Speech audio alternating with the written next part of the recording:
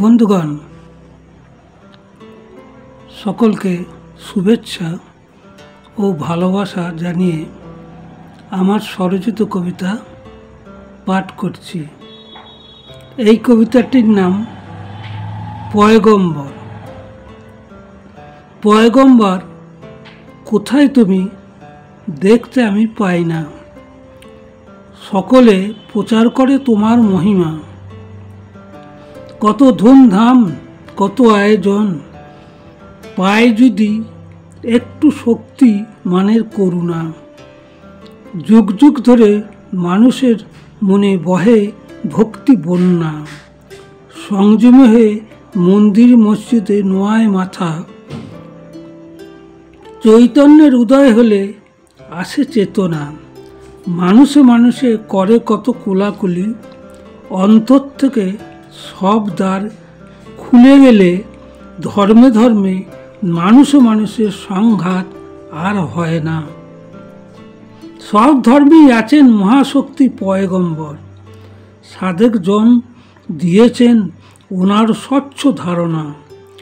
প্রেম প্রীতি মৈত্রী ছাড়া বড় কিছু হয় না। ওনারা পৃথিবীর বুকে আসেন বারে বারে, করেন শুধু মানুষের মঙ্গল কামনা। প্রাণ দিয়ে প্রমাণ করেন ওরে মাথার ওপর আছেন একজনা। তারে ডাকলে পাবি মনের সান্ত্বনা। বাড়াস না ওরে কলহ আবর্জনা। ওরে সব ধর্মের একই ধরন, কষ্ট করে করতে হরে ভজন পূজন।